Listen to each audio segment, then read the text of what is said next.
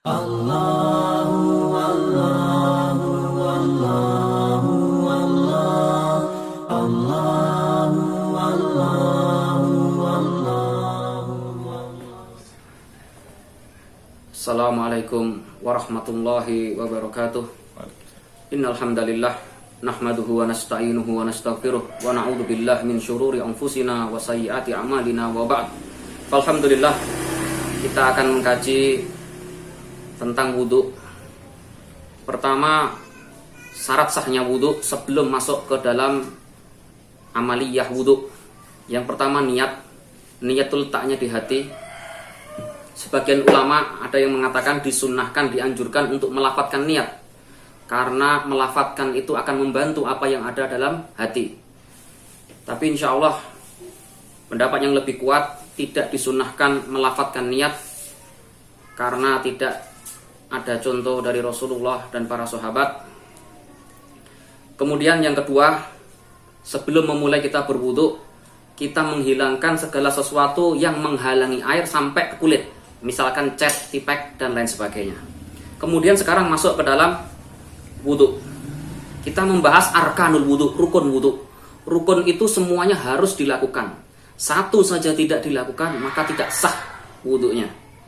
Yang pertama adalah mencuci wajah.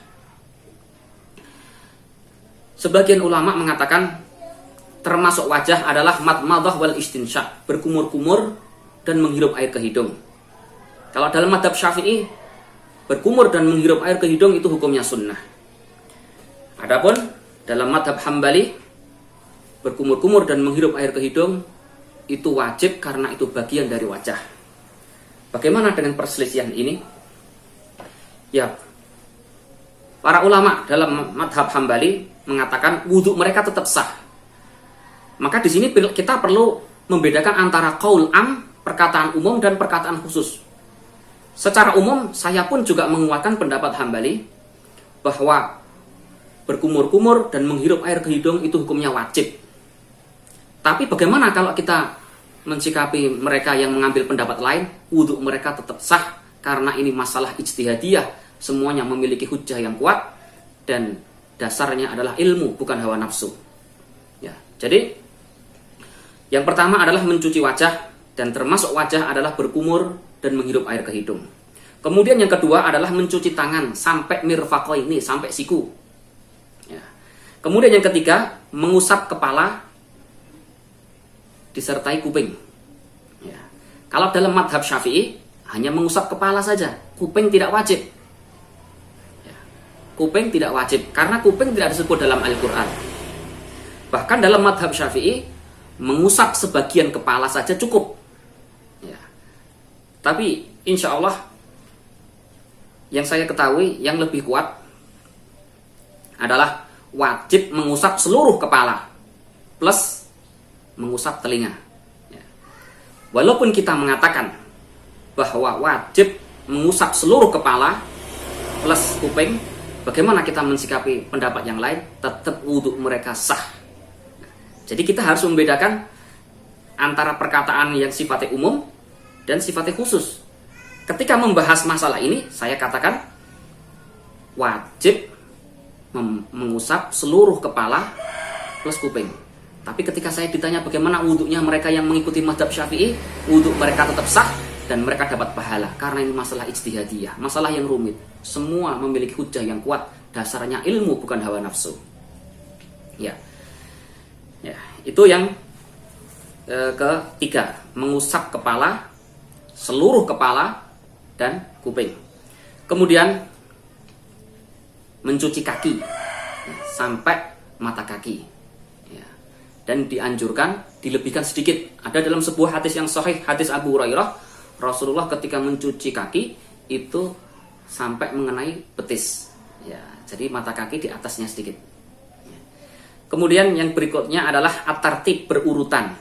Maksudnya berurutan ini adalah tadi wajah, tangan, kepala, kaki, itu maksudnya. Ya. Itu rukun wudu. Satu saja tidak dilakukan tidak sah. Ya.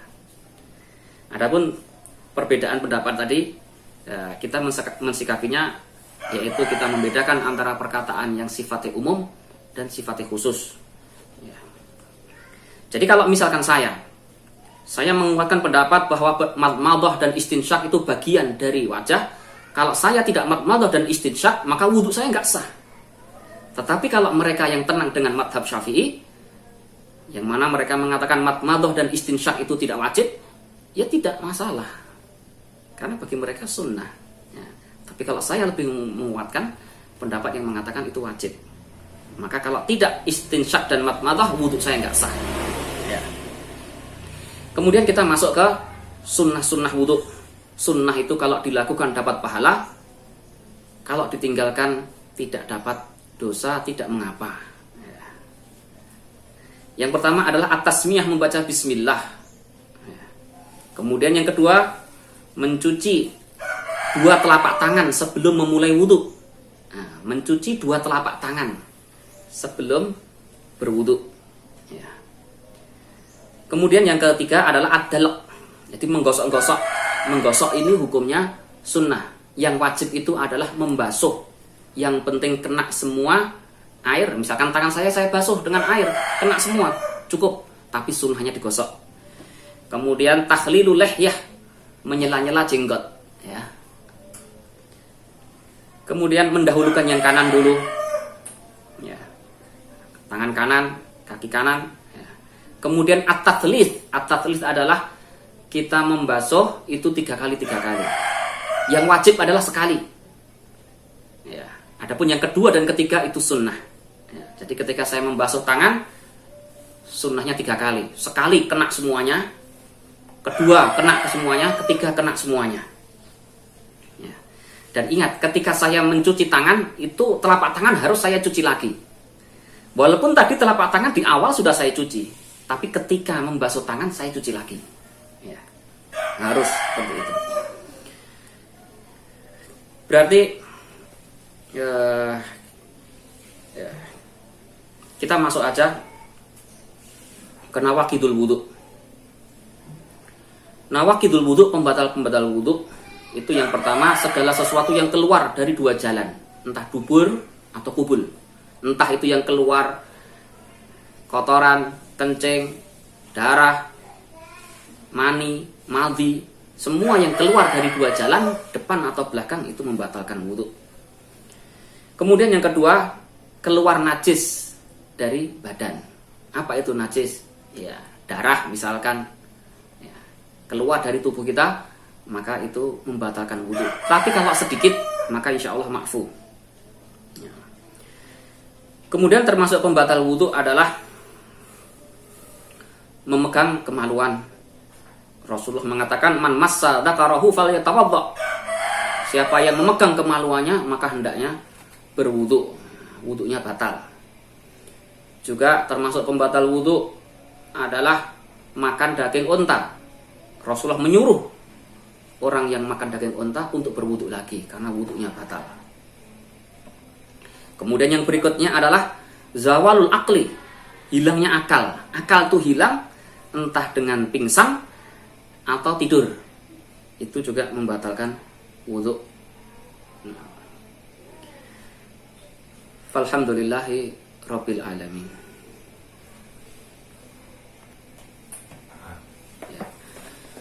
Sekarang kita praktek wudhu dari awal sampai akhir. Yang pertama, niat itu letaknya di hati tadi, cukup. Kemudian kita baca bismillah, kemudian mencuci telapak tangan 3 kali. Sekali boleh, 2 kali boleh, 3 kali lebih baik. Ya.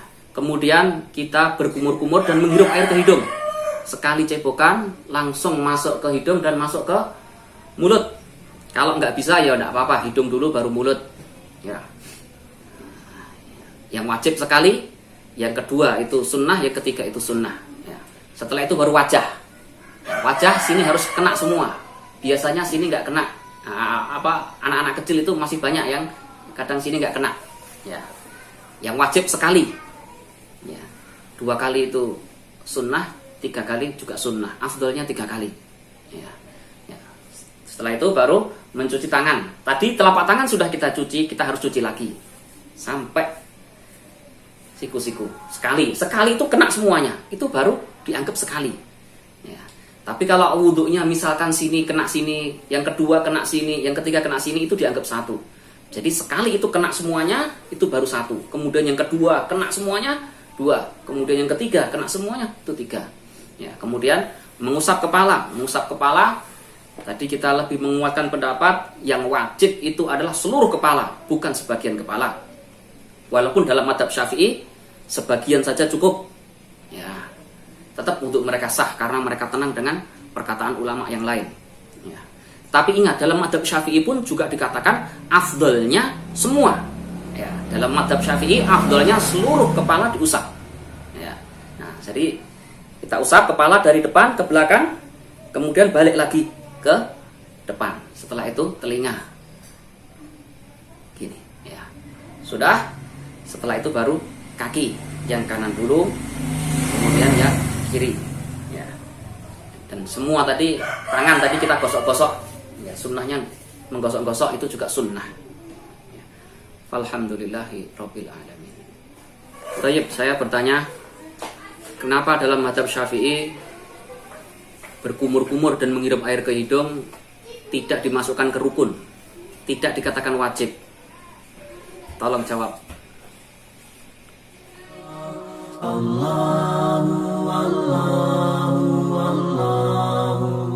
Ya, kami berterima kasih kepada para donatur.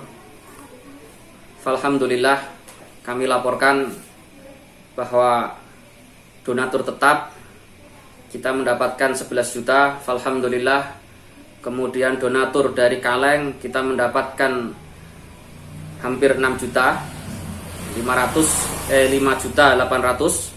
Kemudian saldo di bulan Agustus itu 2 juta. Kemudian akhir dari total saldo itu 1.483.000. Alhamdulillah, jazakumullahu khairah. Mudah-mudahan Allah membalas kalian dengan berkah pada harta-harta kalian, dan Allah memasukkan kalian, wahai para donatur, di surganya Allah Subhanahu wa taala. Alhamdulillah.